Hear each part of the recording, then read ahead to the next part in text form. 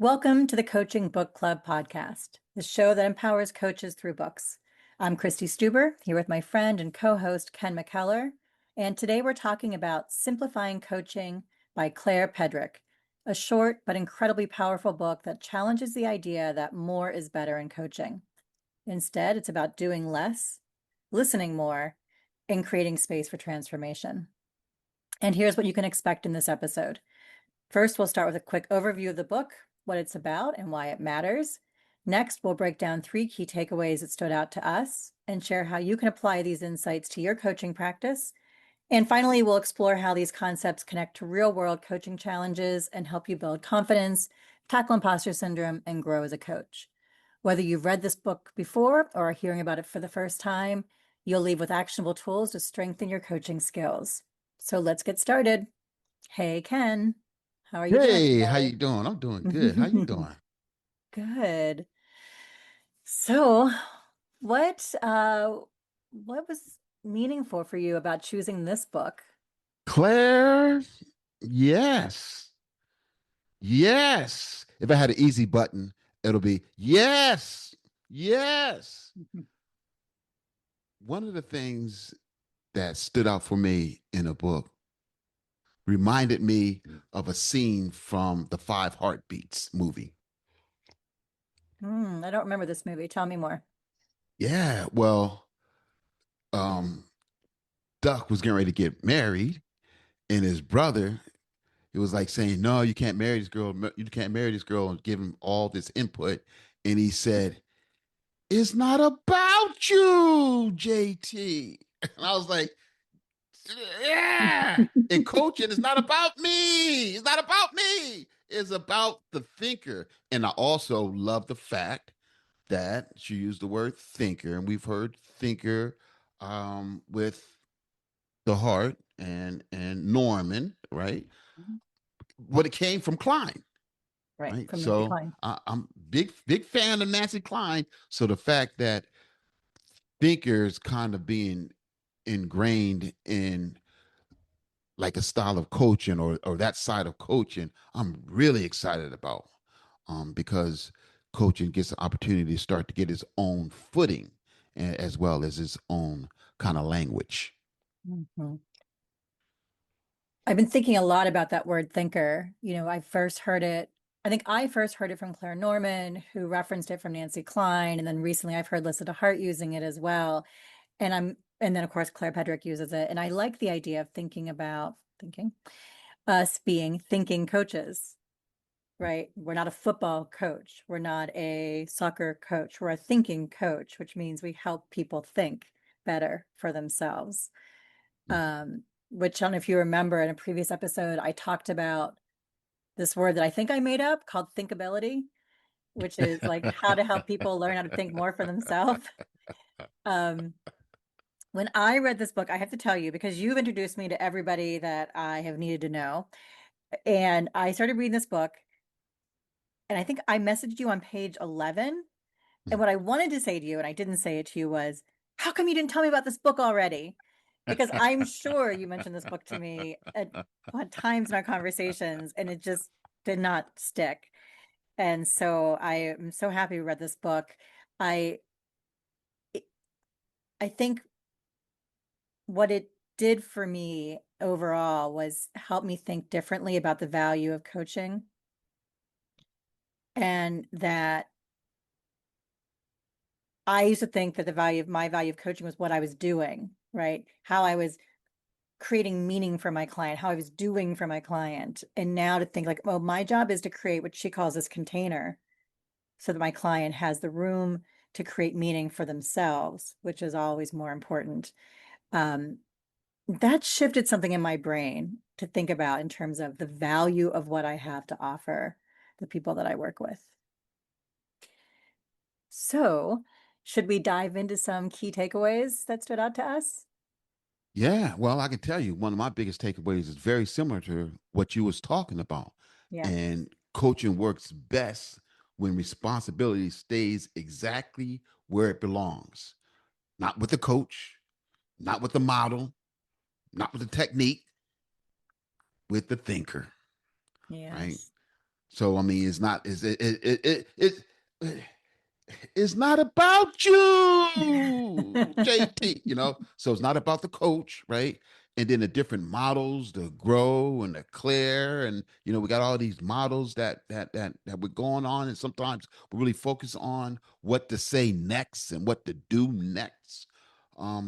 And the techniques, what technique we're going to use, that we're going to help them calm down or support them calm down, versus it's being about the thinker and where the thinker wants to go, what the thinker wants to get out of this session, and us being clear with the thinker about what we're going to do. And I think she does a really good job of the structure behind the conversation versus it being in front of the conversation. You said a lot of really great things, and I covered a few of my takeaways that I had. One was to let the client lead. That, she says exploring is the thinker's job. Our job as the coach is to support the process so that they can think, and that tools and models are a last resort, not a first step. And I remember when I was a new coach, those tools and models were, I mean, I was holding them in two fists, ready to use them at any moment because that's really what I was trusting. I wasn't necessarily trusting the process overall. And Mm. and maybe that's okay in coach development, right? That tools give us almost like a crutch to lean on. And maybe as newer coaches, we need to lean on it more and more until we build up that muscle that we can then put that crutch away. Um, so that if we want to use a tool, if we think it makes sense, we can offer it, but it's not something that we're pushing on our client. I remember you and I having a conversation. I was taking a neuroscience course, neuroscience of coaching course. And I distinctly remember sitting right here talking to you on the phone and saying, well, when my client comes in overwhelmed, it's my job to use this tool to help them calm down. And you challenging me on it, of course. And now realizing, all right, it's not my job. I can offer it as a tool. I can ask them what they need, but I don't need to make a decision for them of what they need. And it has to be this tool that I want to give them. Yeah. It's not about you, JT. No, and it's about core competency 7, right? Evoking awareness, that we're Yeah. inviting insight through the client-led exploration, not the coach-led direction. Um, I love the quote from the book. Uh, the tool of greatest value in any conversation is the person you are with. Yes. I, Yes. I had that written down too. It's one of the things I wanted to say too. Yes. That's a mic drop. Man, that could have come 15 minutes later in this conversation because I was perfect. We can stop with that, right? You know what? I also like the listening aspect of it because I'm big on, as you know, Klein's work and listening, the power of listening in conversation. But one of the things she talked about was listening is not about understanding the story, it is about helping the thinker understand themselves. I like that. And I would even carry that over to even our questions. Our questions are not for us to understand the answers, but for them to go deeper in understanding themselves. yes, yes, yes. She says the more we do as coaches, the less space the thinker has to think. Mm, And for me, that's something I have to work on is shortening my questions because the more yeah. space I'm taking up trying to create this question, the less space I'm giving my client or my thinker to think. Um, how many times have you had a client answer one of your questions that you've given to them and then say, "Did I answer your question?" Yeah. You know what? This reminds me of a quote by Nancy Klein. She's coming up a lot today. Where she says, is what I am about to say more important than what they are about to think? I love that. There's Mm, a quote. that she has in the book. It's actually a quote from a poet that says, "Don't talk unless you can improve the silence." Oh wow, that was not in the book. Yeah. I don't remember that. That Yeah. wasn't in the book. I would Yes. have remembered. That's I wow. know. It gave me goosebumps. I Don't know. talk unless you can improve the silence. Hmm. Absolutely. Um, Let me see if I can find it's um Luis Borges, I think, is the poet's name. I'm probably Oh pronouncing that wow. correctly. Wait. Thank you for that. Yeah, I'm gonna here. look that Quote, up. "Don't talk unless you can improve the silence," said poet Jorge Luis Borges. And Nice. because that's where, when we talked about interrupting before, and I think positive provocation, we talked about interrupting, and she's very clearly, I mean, this book is so simple and so clear. Yeah. Interrupt the talking, don't interrupt the thinking. Right. Right. Right. I heard that before. That didn't come from this. That, I, I heard that before. I mean, I've It heard is. it in other ways too. I Yeah. heard Yeah. it Yeah. differently when I read it in this book. And I think because this book is 135 pages, it's not long. It's everything is stated very simply and clearly, and there's a purpose to everything that I think I heard a lot of things differently Yeah. than I I have in agree. the past. Yeah. I agree. I Um, agree. I think that I cannot stop talking about this book until we talk about contracting and co-creation, Mhm. because that is what this is all about. This whole idea of the contract. Yeah. Obviously, it's a competency. Competency three establishes and maintains agreements, and it's there for a purpose. That the contract, however we ask it, whatever questions we choose, is really asking three things. What are we doing today? How will we do Hmm. it? How will we know we've done it?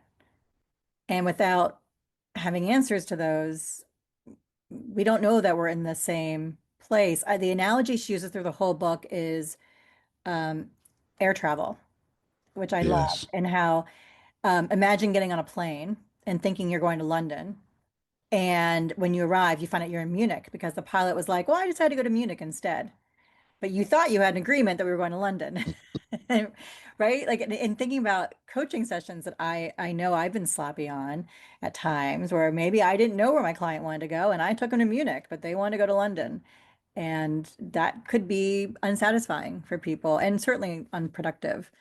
So this idea about right sizing the session and aligning it with the thinker, I think is really useful for me to remember, again, because it has a reason. It's there for a reason. What would you add to that? Well, I really love that plane analogy. Claire weaves that whole plane journey throughout the book. Mhm. And it reminds me that the plane itself does not need to be fixing, steering, or constant adjustment. It simply needs the conditions that allow it to fly. That's Mhm. it. As a coach, we're not the pilot, we're the environment, creating enough clarity, trust, stillness, Claire, stillness, um, so that the thinker can travel where they need to go. Mhm. Right. And that's the beauty of competency seven, evoking awareness. It's not me doing the evoking, it's me creating, partnering with creating the space that I allow awareness to be evoked with inside the thinker, that then the thinker can explore what they want to do with that. Yeah. She says, quote, "When you contract well and are clear about what you're doing today, insights and movement are more likely to have happened."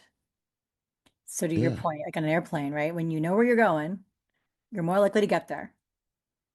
with our coaching sessions, if we know where we're going and we've contracted on that, there's more space for insights and movement for our clients, our thinkers.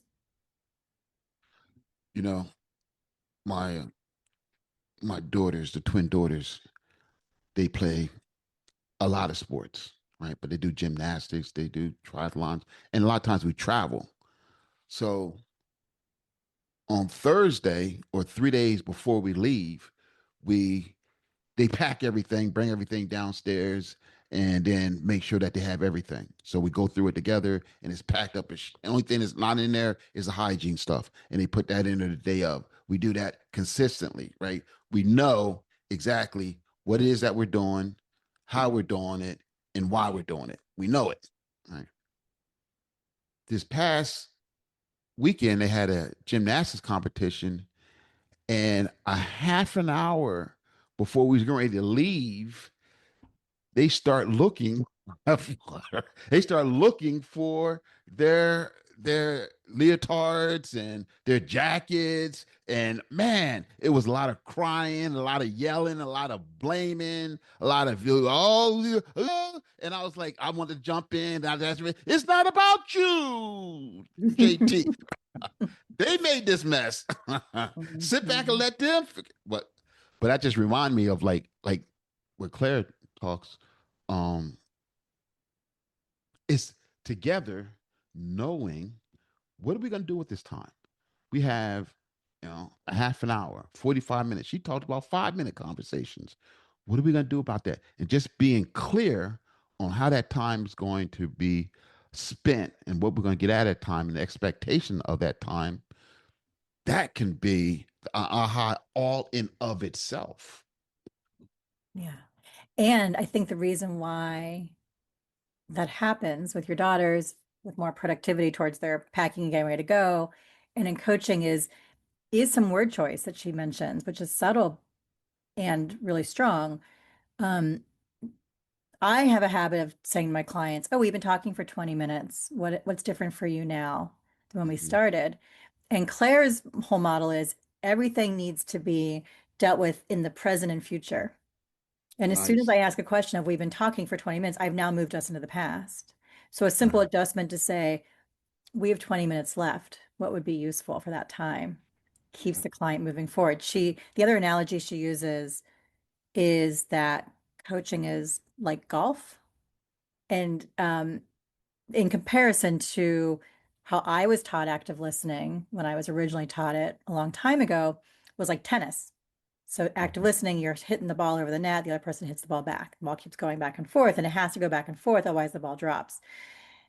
And she's saying, no, no, it's more like golf, where the client, the thinker, is the golfer, and you're walking with them, and they're going to keep hitting the ball forward. And then you're going to walk up to the ball, see what you learned, see what you know now, and then hit the ball forward again. And so I like that shift of present. It's a moving to the present and future versus going to the past, and that the words we use can help reinforce that. Mhm. So, I Ken, like that. what are you going to apply that you've learned in this conversation or in the book in your coaching practice? Well, I think one of the biggest things is the contracting. I like that piece. I enjoy that. So I'm gonna play with that a little bit as far as yeah, I'm gonna try that a little bit as far as not only contracting at the beginning, but also at the end.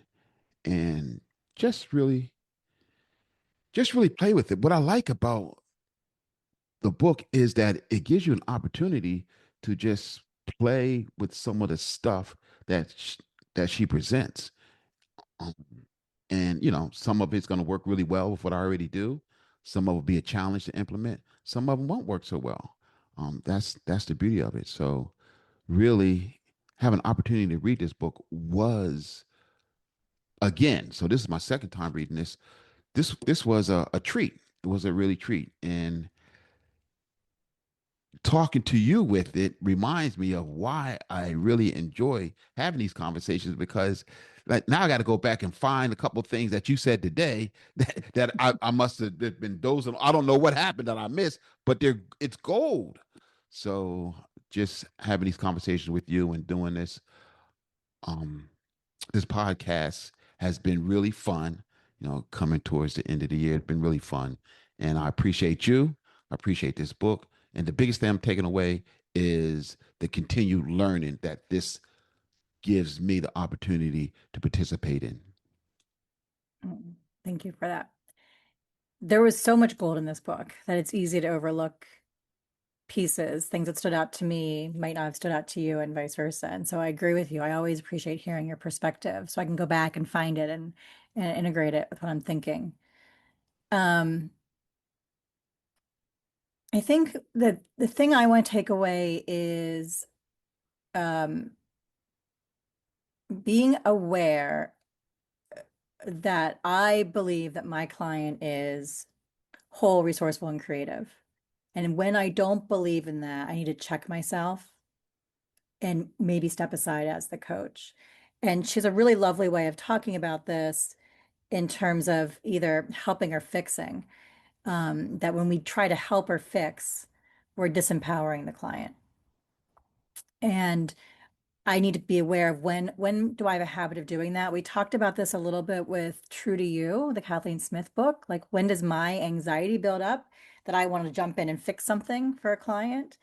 That's my job to be aware, probably take that to supervision so I can get more insight on that. Um, Mhm. right, developing my coaching mindset more and more and more, so I'm aware of when my habits get in the way. She quoted another person named Rachel Remen, who's a hospice worker, and Rachel Remen says, quote, "When you help, you see life as weak. When you fix, you see life as broken. When you serve, you see life as whole." And that's my challenge to myself, is how do I see my client, the person I'm working with, as whole, to make sure I'm serving them and empowering them to go on their journey, not mine. So that wraps up our discussion today on applying the key insights of simplifying coaching to real world coaching challenges. We've covered some ideas from how contracting builds true partnership, to how presence and pacing create safety, to how doing less actually empowers your client to think more. We hope these takeaways have sparked new ideas for your practice and inspired you to dig deeper into this incredible resource. Before we sign off, we want to thank you for spending your time with us today. Your commitment to learning and growth is what this podcast is all about. If you enjoyed today's episode, make sure to subscribe to the Coaching Book Club on your favorite podcast platform so you never miss an episode. In the show notes, you'll find a link to the coaching book guide for simplifying coaching, so you can make your reading work for you by earning CCEs. And we'd love to connect with you on LinkedIn. Follow us for more coaching insights and updates about upcoming episodes. And we're always on the lookout for new books to discuss. If you've got a favorite coaching book that's made an impact on you, send us a message. We may feature it in a future episode. Thanks for being part of our community. And until next time, happy coaching.